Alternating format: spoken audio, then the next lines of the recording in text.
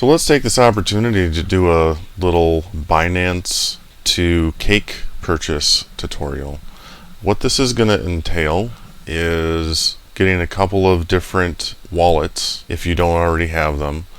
The first one you're going to want to get is this Binance Chain Wallet plugin for your browser. I already have it. It's running here in Brave right here. And then the other one you're going to want to get is MetaMask. You can see that is running over here as well. If I get enough requests for doing the initial setup of both of those wallets, I can do that in the future, but I'd really like to just get this over into PancakeSwap as quickly as I can. So let's just continue on with this. So unfortunately my BSC and MetaMask wallets were not showing up the way that I was trying to do it. So we're just going to purchase another $400 of BNB. Why not? Here we go. So you can see the whole process.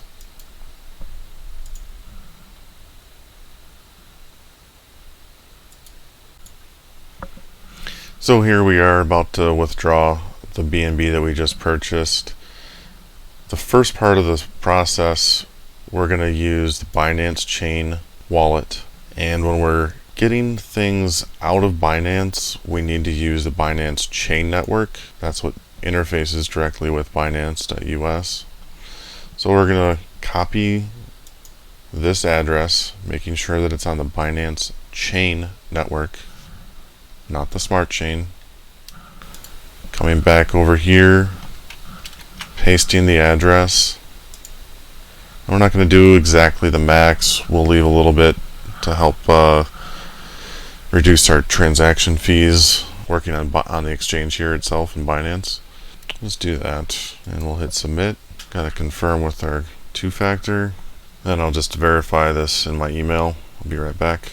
Alright, and now you can see that we have our nearly 0.7 BNB after the transaction fees in our Binance Chain Network wallet. So there's still a couple other steps before we get this into PancakeSwap. The next one being we're going to switch networks within this wallet. So what we're going to do is we're going to switch over to the Binance Smart Chain Network and just move this full amount of BNB within the same wallet but to the Binance Smart Chain Network. That's going to allow us to do things on PancakeSwap in just a couple more steps. So we're getting this note here that this is a cross-chain transfer to Binance Smart Chain is exactly what we want to do. So now we're just going to hit max, hit send, get a little confirmation here, send, and if we go over to the Smart Chain, it should be here any second. There it is. So that's how you do a cross-chain transfer within the Binance Chain Wallet. Now what we want to do is we want to get this over to MetaMask. MetaMask is going to be used to interface with PancakeSwap. Let's just go back and check the price here. I think this is still a pretty good buying opportunity, really. Alright, so you can see this is our MetaMask wallet. We're on the Binance Smart Chain, not on Ethereum. We want to be on the Binance Smart Chain. You do have to set this up manually, adding this Binance Smart Chain Network to MetaMask. I can show you how to do that in another video. But once it's set up, just make sure you're on the Binance Smart Chain when you're working with BNB. And all we want to do is copy this address to the clipboard, go back to our Binance Smart Chain Network wallet, hit send, MetaMask address, max amount, and send. You can see it's pending. Another interesting thing you can do is check on Explorer, and what this will do is open up BSC scan. I just refreshed it there and it shows up. So it's already saying it's complete. If we come back over to MetaMask, you can see right there our total BNB went up. Alright, so now we should be ready to go and work on PancakeSwap. Alright, so we're over here at PancakeSwap.finance. And if you're coming here for the first time, you're going to have to come up here and connect your wallet Or I suppose you can do it here too. And then you just select the wallet that you want to use. In fact, you could have used Binance Chain Wallet, I suppose. I'm just still using MetaMask. There are a bunch of different ways to do the same thing. It's just kind of your own preference. It's good to get used to using wallets and making sure that you're comfortable with how these transactions take place.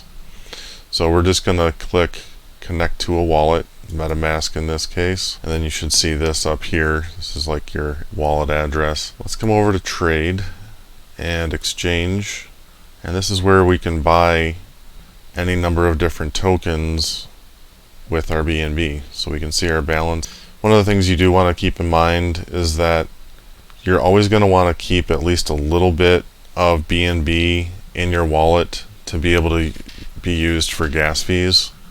They got an interesting little notice here. Increased gas fees. Binance Smart Chain is experiencing issues with many transactions failing. If you're having trouble, try increasing your transactions, gas price fees in your wallet app when you submit them. So let's see what that actually does, because I haven't seen that notice before. I wonder if it's actually going to make that big of a difference.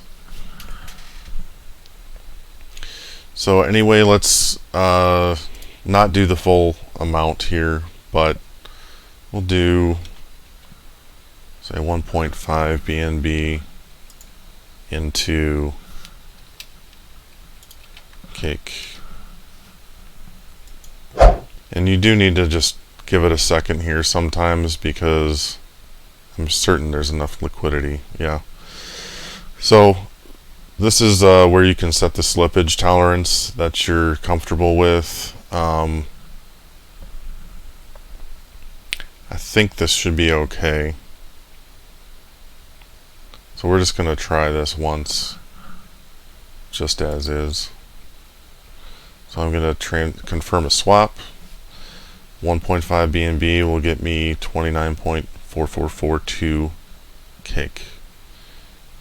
Or a little bit more now, because prices are constantly being updated. So we're going to hit accept, confirm the swap, and this is where we need to confirm it with our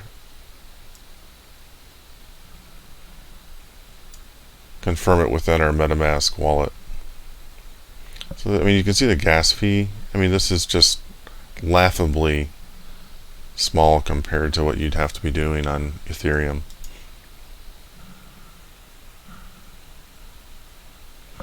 And you're seeing this pop up because I do use a hardware wallet that interfaces with MetaMask as well. That's something I highly recommend for anyone. But that's something I will be covering in a future video.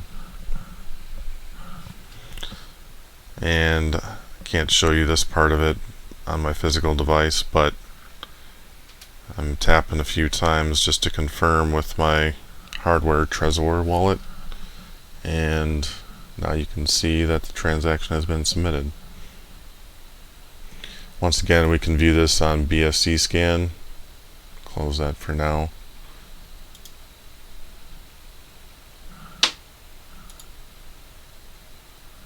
Alright, looks like it already went through. That didn't seem like a huge problem like they were alluding to. So then our wallet over here should show less BNB, and it does, and it should show more cake, which it does. So now let's put that cake to good use and put it into a staking pool. You can see I already have quite a bit of cake staking here. We're just going to add to it. You can see you can just do percentages. For right now, I'm just going to do a max. We have to confirm this. This is another transaction. Again, thankfully with very low fees. And it says Ethereum transaction, but this is all being done with BNB. I guess the apps just aren't sophisticated enough or haven't been updated to reflect things being done in BNB. Alright, and there we go. We've got some more cake now, earning an APY currently of almost 141%. So that's pretty much A to Z on how to buy BNB, get it off of the exchange into your own personal wallet, take it over to PancakeSwap to buy some cake, and now to stake that in this staking pool. And just out of curiosity, I went back to CoinMarketCap and look at cake. It's going up. I think we might have bought it at a good time. So that'll be it for tonight. I hope you found this helpful, and if you did, please like and subscribe. I really appreciate all the support. If you can spread the word at all about this channel, I'd really love to keep putting out the content, and if I keep getting more views, more subscribers, obviously that's more motivation to bring you more good content. So I appreciate it. Take care. Alright, we're doing it. We're coming over to Binance.us and we're going to buy 500 worth of BTC. What? No.